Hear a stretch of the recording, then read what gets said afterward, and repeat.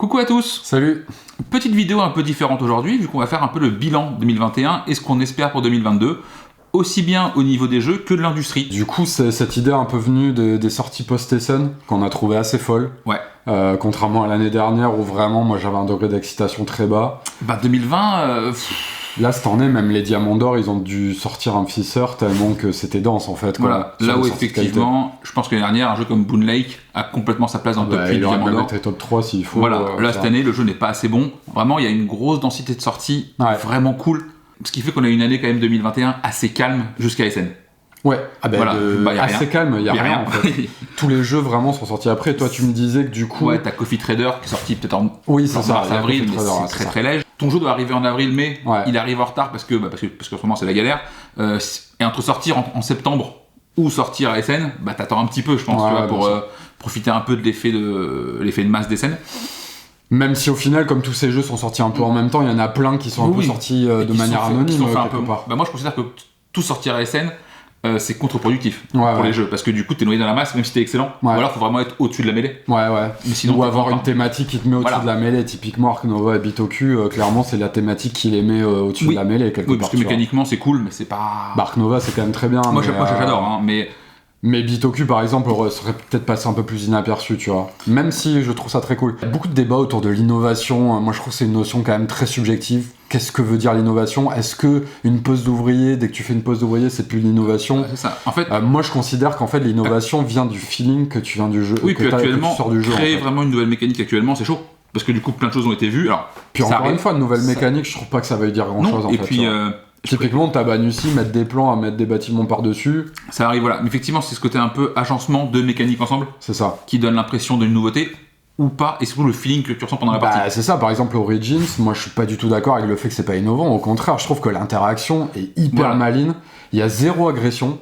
Mais par contre, il y a une interaction absolument omniprésente, notamment sur les roues. Dès que tu poses, ça fait monter la roue. Du coup, les autres vont galérer à mettre des dés dessus. Voilà, mais effectivement, tu vas pas saboter le jeu de quelqu'un pour autant. Et par contre, c'est aussi une notion, un truc qui revient de plus en plus dans les Eurogames, l'interaction est de plus en plus forte. Et presque de plus en plus coopérative aussi. Ce côté un peu coopération forcée pour jouer un peu ensemble. Et ce qui est assez cool, c'est qu'en plus, c'est un peu fini ce côté, genre, joue dans mon coin. La partie, à la fin, on fait les comptes de qui a mieux joué tout seul. Voilà. Moi, j'aime bien, parce que du coup, ça... moi, j'adore justement, parce que parce qu'en fait, la variabilité du coup de ces jeux vient aussi des joueurs, et pas que du jeu en lui-même. C'est ça. Qui fait forcément une limitation en fait de la variabilité d'un jeu. À un moment, tu commences à le connaître par cœur, mais jouer avec des gens différents va créer une expérience de jeu différente, quoi. Et puis je trouve que dans beaucoup de jeux actuels, le sweet spot c'est souvent 3. Là c'est ouf par contre. Voilà, parce que moi je trouve que c'est déjà un sweet spot pour beaucoup de jeux. Par sweet spot, j'entends la meilleure configuration en termes de downtime, de temps d'attente, et pourtant pas forcément sur les jeux qu'on kiffe. Gaïa c'est plutôt 4, Barrage c'est carrément 4, tu vois. Mais genre typiquement, un Origin ça va être 3, un Toadotsi pour moi, pour moi c'est 3 aussi. Clairement. Le 4ème joueur apporte à chaque fois pas grand chose de vraiment cool. Bon, il y a juste Ark Nova où c'est 2 joueurs et 2 joueurs. Voilà, c'est un jeu à 2. Mais voilà, donc effectivement, de plus en plus d'interactions plutôt cool, plutôt presque forcées. En fait, l'optimisation vient de l'interaction que tu as avec les autres joueurs. Bon, là, on cite Tabanussi, du coup, forcément.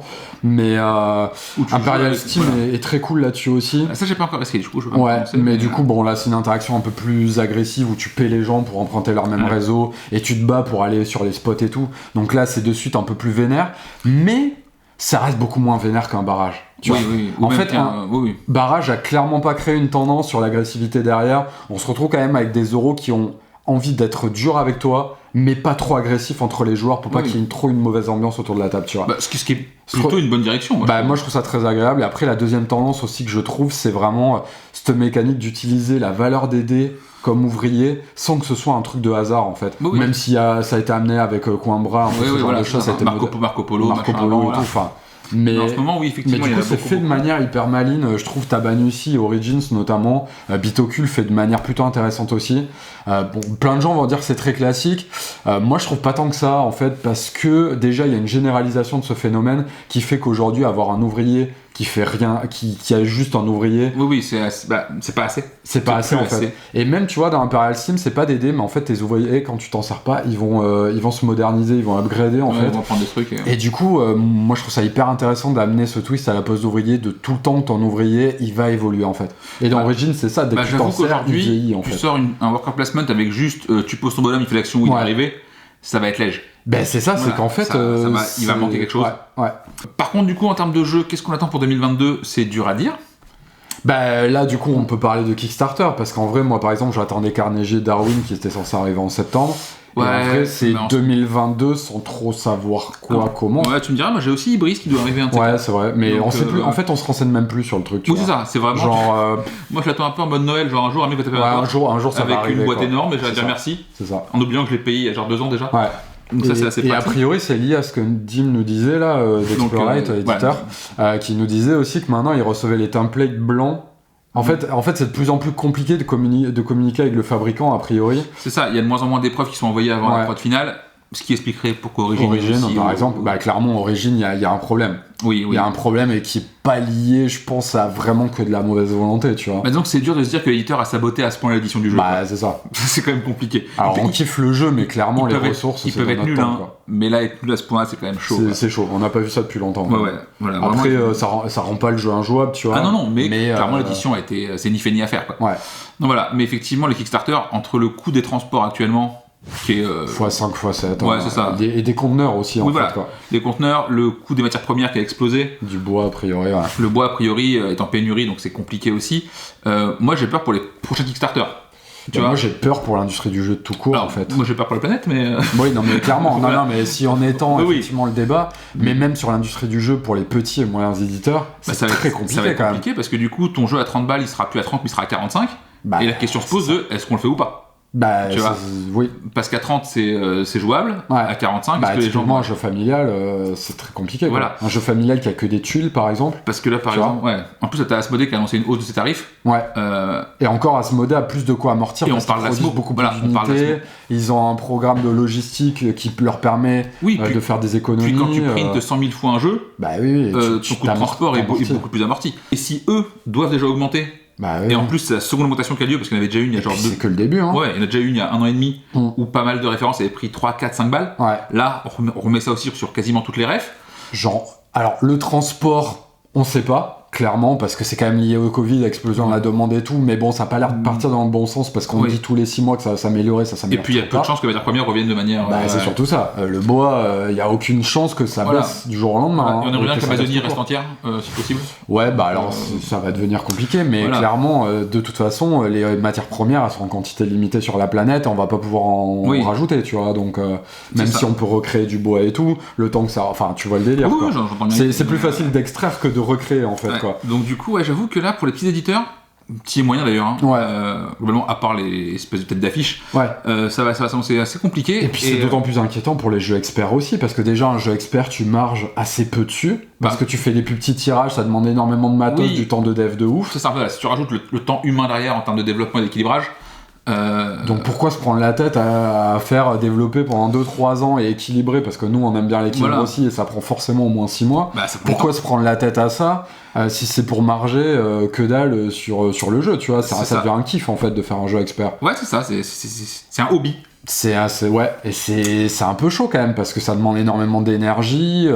Et actuellement, effectivement, je pense que les éditeurs prennent des risques assez colossaux. Enfin, en tout cas, plus ils sont petits, plus chaque tirage va être compliqué. Ouais, clairement. Et donc, ce serait bien qu'on file un coup de main aux éditeurs, aux petits et moyens. Comment encore ? On sait pas, mais... nous, on aimerait bien en mettre en avant, avoir une communication plus directe avec le public, parce que pour traîner pas mal sur les groupes Facebook et tout, là, moi mon feeling, c'est que il y a clairement, les gens ne comprennent pas pourquoi les jeux montent et même les problèmes de matos et tout. Il y a clairement, et du coup les gens s'en plaignent. Mais en même temps, d'un autre côté, les éditeurs peuvent avoir des raisons légitimes. C'est ça. Mais après, il n'y a pas consommateur, c'est compréhensible que tu dis genre, moi je m'en fous, ce que je vois c'est le produit final. Alors oui, mais on est sur une industrie à taille humaine. Et qu'il y a des gens derrière. Et on est dans un monde qui évolue et où le rapport entre le consommateur et le producteur varie et change énormément. On le voit même sur l'alimentation, tu vois. De plus en plus, tu vas au plus court. Dès que tu as une matière première qui commence à arriver en pénurie, il faut que les gens soient plus en contact avec l'éditeur pour comprendre, déjà passer par des circuits plus courts, comprendre comment ça fonctionne, comprendre ce que ça coûte. Réellement, parce que la Chine et la globalisation a complètement changé la donne sur le rapport qu'on a aux matières, en fait. De toute façon, quand tu vois un t-shirt à 2 balles, ouais.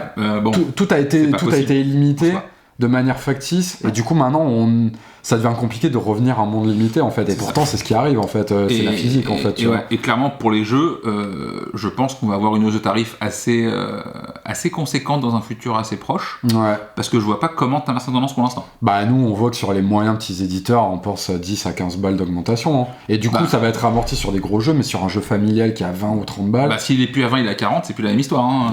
Et c'est un peu ce que tu me disais qui se passait sur Dice Forge, non? Tu me disais qu'il y avait une grosse augmentation. Il a pris quasiment 12 balles. Alors après, Dice Forge, son prix de départ était incroyable. Ouais. Parce que sortir ce qu'ils ont sorti à 40 balles, c'est monstrueux. Mais du coup, quand tu vois qu'Asmodée, a priori, n'amortit plus sur un multiple tirage, parce que c'est pas comme si c'était une sortie, tu vois. Sûr, voilà. Je sais pas, je sais pas du tout comment ça va se goupiller. Mais et les Kickstarter aussi, imagine les Kickstarter qui ont été lancés en 2021, qui attendent que 2022 les prix baissent alors qu'ils vont ça pas peut du ne tout pas baisser. arriver. Ils peuvent ne jamais arriver cela. Hein. Bah parce que si tu le vends 70 balles et qu'en fait il t'en coûte plus que ça, au final en pro tu vas envoyer des Kickstarter à perte. Quand même petit big up à la boîte de jeux pour Return of the Kingdom, qui est un KS qui a été lancé je crois en mars-avril par là et qui est livré pour décembre. En ce moment vu la période. Bah ça serait intéressant de voir comment ils ont réussi fait, carrément. Donc ça mais franchement quoi. GG comme on dit. Et puis le prix est pas du tout excessif en plus. Le prix vraiment même en vente. Voilà, c'est contrôlé, c'est ok, c'est propre, donc comme quoi c'est possible, mais c'est chaud. Ouais. Donc voilà, et ce puis serait peut-être cool d'ailleurs Benoît. Benoît, si tu m'entends, on peut en discuter quand tu veux. Du coup, t'as peut-être des attentes aussi en 2022. En fait, le problème, c'est qu'on sait pas parce que on s'est mis en mode un peu, on se sortira quand ça sortira, on sait pas. Moi, j'attends l'extension de Dune Imperium comme un fou. Ouais, elle arrivera un jour. Hein. Mais alors, parce qu'après, moi, j'ai un peu suivi là pour Dune Imperium. C'est encore un autre problème. Les États-Unis, c'est qu'il y a carrément des conteneurs qui sont bloqués à durée indéterminée dans les ports. C'est-à-dire que les trucs sont arrivés, ça a été payé et tout, mais il y a tellement de conteneurs à décharger en fait. Ça attend quoi. Que évidemment, les iPhones et les PS5 elles passent en premier, tu vois. C'était compréhensible. Un éditeur de jeu, il a pas les moyens de faire sortir en priorité en conteneur, tu vois. Donc, puis, j'avoue que pour les jeux en 2022, clairement, on va encore une fois, là, ce qui va sortir, ça va être les VF de ce qui vient de sortir à SN. Ouais. Donc oui, ça va être très cool. Et puis qui mettent un peu de temps quand même. Voilà, pour les joueurs VF, cette année va être assez incroyable. Ouais, clairement. Mais il y a du lourd qui va arriver, ça va être très cool. Et pour le joueur VO, encore une fois, on va attendre les SN. Comme tous les ans, hein. De toute façon, ça se résume un peu à ça. Ouais, mais ça se. Peut-être une sortie ou deux qui traîne dans l'année, qui n'est pas fait exprès. Ouais. Mais globalement, voilà, c'est SN. En fait, ton année experte, elle va de SN à SN. Ouais. En général, mais bon, au moins, cette année, on a vraiment eu beaucoup de sorties marquantes, on a beaucoup de trucs à faire. Ça suffit à tenir l'année, ce qui est sorti. Bah, franchement, ouais, moi je suis assez étonné quand tu vois la pauvreté de l'année 2020. Où vraiment. Grosse année cette année, qu'on aime bien. Là, franchement, même le Diamant d'Or, c'est très dur à dire, quoi. Et moi, entre Origin, Tabanussi, Imperial Steam. Pour moi, sur les 8 jeux, t'en as clairement genre 6 qui sont au-dessus de la mêlée. Ouais, clairement. Bitoku, j'ai pas essayé, mais de ce que j'ai lu, ça me branche un peu moins. Ouais. Et Messina m'a laissé un peu froid. Ouais, c'est un Messina, c'est un Diamant d'Or 2020, quoi. Voilà, ça marche, hein. Enfin, Messina, ça fonctionne bien, mais. Voilà, tu vois. T'as des pronos pour Diamant d'Or du coup Toi, c'est quoi que t'aimerais bien voir gagner Tabanussi, je l'aime bien, ouais. Je l'aime bien, et puis. Moi, je mettrais Tabanussi. Hein. Tabanussi, Origin, en 1 et 2. Ouais. Enfin, dans le top 3. C'est ça. Moi, Origin, je le mettrais en 2. Voilà, après... Parce que Tabanussi, il y a quand même un feeling tellement différent que t'as envie de un dire. Bon côté, c'est que l'édition n'est pas totalement foirée, déjà. Ouais. Donc, à un moment donné, ça compte quand même. Ouais, enfin, moins pour moi, mais oui. Voilà. Et puis 50 balles pour la quantité de matos qu'il y a là-dedans, qu'est-ce qu'ils ont fait La quantité de plastique, c'est débile. Hein. Un peu débile, le nombre de plans et oui, clairement, il y en a. En fait, tu peux remplir il y en a pour 6 joueurs, je pense. En fait, tu peux remplir tout le plateau à chaque fois avec une seule couleur. Et il y a 3 couleurs différentes, du coup, ça fait beaucoup trop de matos. Mais bon, c'est un détail.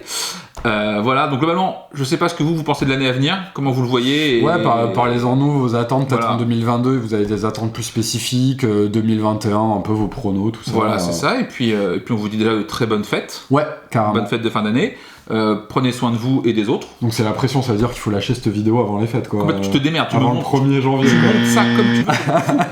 Voilà, donc très bonne fête à tous, prenez soin de vous, soin des autres, et en espérant que 2022 soit moins dégueulasse que cette année en cours, mais a priori, c'est mal barré. Et puis abonnez-vous, faites-nous vos suggestions si vous avez envie qu'on fasse plus souvent ce genre d'édito. Voilà, où on parle de jeux précisément. Ouais, faites-nous les commentaires, comme ça on saura. Allez-y, on le fera pas forcément, mais on essaiera. Si on peut, on voit. Voilà, on vous lit, on vous répond d'ailleurs. Oui, tout à fait. On vous fait des bisous. Allez, à très bientôt. Ciao, bonne fête.